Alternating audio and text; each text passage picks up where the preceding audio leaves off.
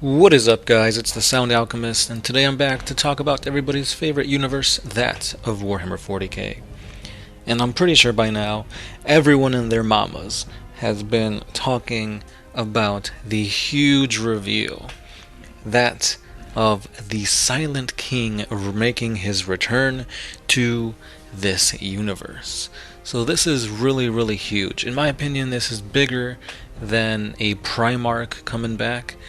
Especially for the Necrons, because in the eyes of the Necrons, this is like their Emperor returning. So this is some groundbreaking news that was just unveiled to us this past Sunday by the people over at the Warhammer community. And there's a lot of back and forth as to what's going to happen. Why is he returning now? Is it because of the Tyranids? Is he going to have something to do with the Blood Angels? Is his return really going to be anything worthwhile?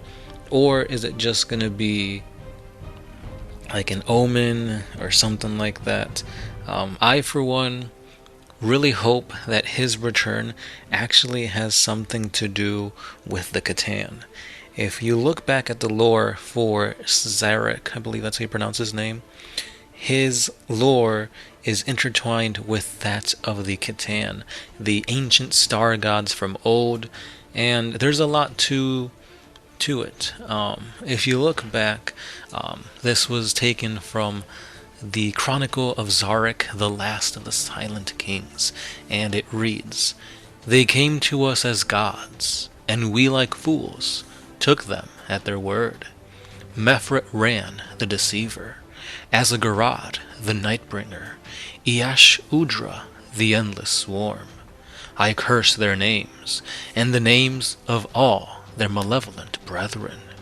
So there is some bad blood between the Catan and the Silent King, and I really hope that with the Silent King returning, something big has to come with the Catan.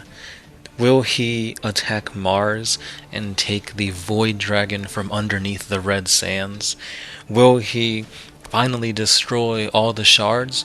Or maybe he will combine all the shards into a single entity and bind it to his will. The things that could happen are literally astronomical. So this is what I personally want to happen, something big with the Catan and the Silent King. However, it looks to be more along the lines of the Tyranids. When the Tyranid fleets began invading the Milky Way galaxy, this was seen as a massive threat to all life, not just the Necrons. The Tyranids are the apex predators that stop at nothing to devour any and all biomass in the system, and they've become very, very crafty at doing so. Whatever planet they eat, they take up the information from that biomass, send it over to the hive mind, the Norn Queens, and then they become even stronger. This is really, really big of a threat, as you can see with the Blood Angels almost getting defeated. The Blood Angels actually ended up working together alongside the Necrons to create a truce to stop fighting amongst themselves and focus on defeating the galactic terror of the Tyranids. Now, another big thing that also ties the Tyranids to the Silent King and the Necrons is that the Necrons are going to be awoken when they're ready to rule the galaxy. And the Tyranids are what's going to stop them from ruling the galaxy. So I see a huge shift in power, whoever comes out on top. Because currently the Tyranids, for the most part, are kind of being kept at bay at the Battle of Octavius or Octarius section, where the Orcs and the Tyranids are just having a huge, massive battle, neither side giving in.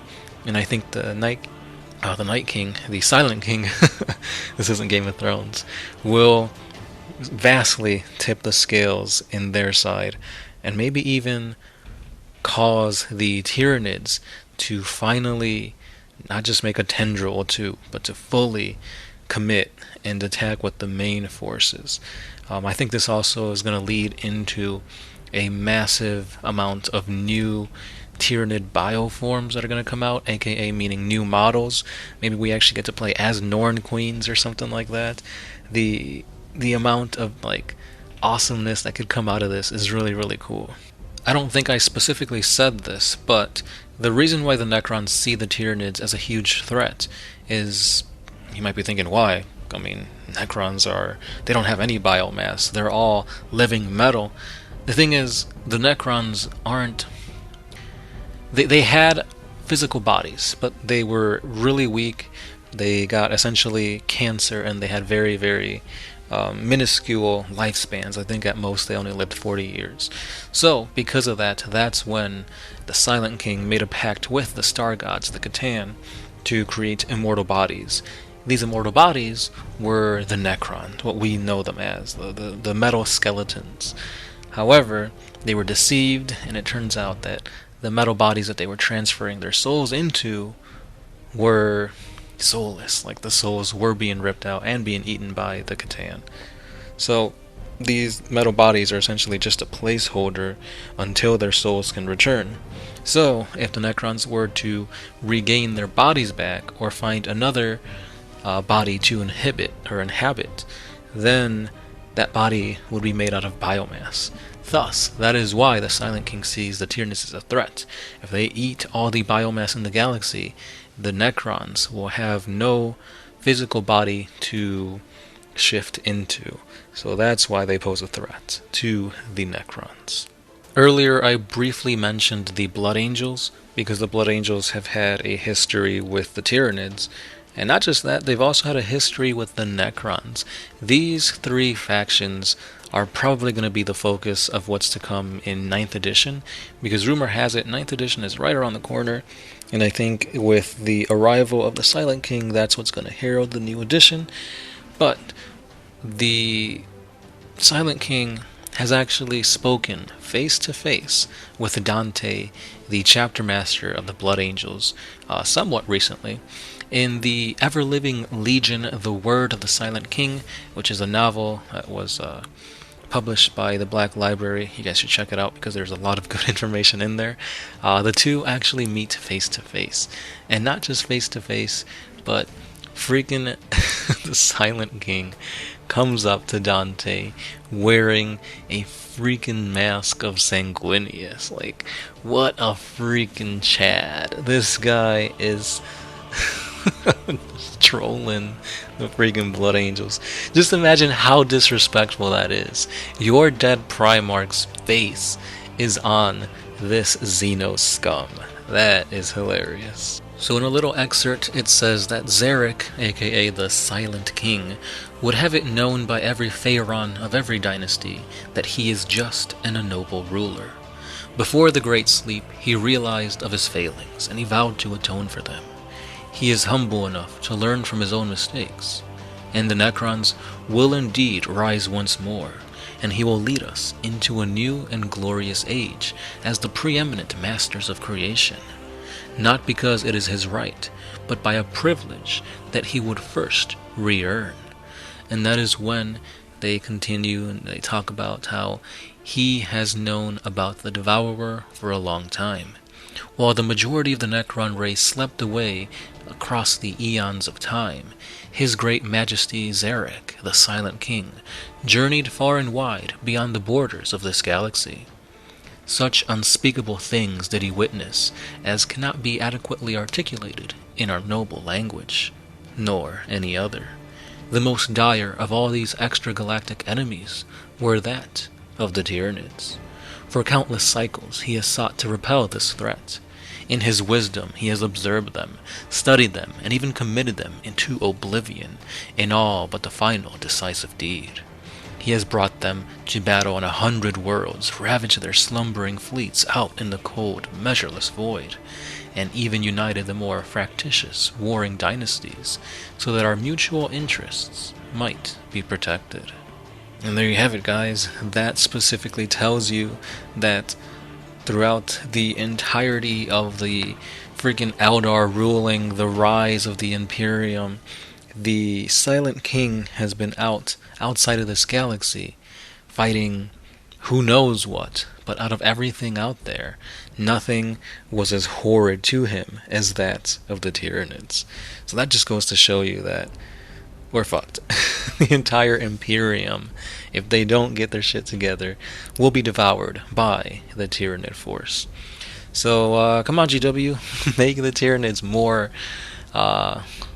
lore accurate on the battlefield. Make them to be a race to be feared.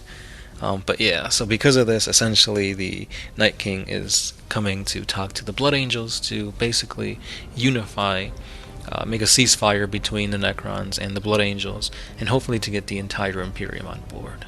In this passage, they continue to say that the humans create, the Necrons maintain, and the Tyranids consume. There can be no lasting symmetry in this triumvirate. One must fall. And the great Silent King has decreed that it shall be the Tyranids, and none can refute the word of Szarek. Another thing that I find really interesting with this book is that the Silent King says that he actually has a great respect for Sanguinius, that he actually would have chosen to have Sanguinius be the Emperor than that preserved witch corpse on the throne. So he's just bashing the Emperor and saying that Sanguinius would have been better. That's pretty crazy. He also goes to say that if Sanguinius was still alive, that he would have led the Blood Angels into a better path, and they would have been in a more position of authority and power than where they currently are. And on top of that, he said that maybe if Sanguinius was still alive, then the Tyranids might never have been drawn to this galaxy in the first instance. That's a pretty bold remark of Sanguinius, just to show you how much of a badass the angel actually was. So, I mean, currently, I believe GW has indeed stated that he is not dead. He is in a near-death-like state in stasis. So perhaps with the Silent King returning, they go to resurrect another Primarch.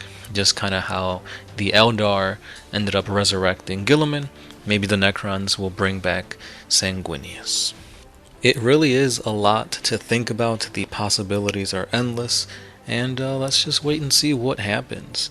Because after this, during the book, continuing it on, the battle that happened right afterwards, where it was the Blood Angels and the Necrons against the Tyranids, the Necrons just kind of sat back and let the Blood Angels do most of the dirty work, which makes sense. But anyway, I want to hear your thoughts below. What do you guys think is going to happen? Are the Catan going to be involved in any way at all? Or is it all just going to be Necrons, Tyranids, and Blood Angels to come? Let me know. As always, this has been the Sound Alchemist, part of One Mind Syndicate, and I'll see you guys in the next one. Peace.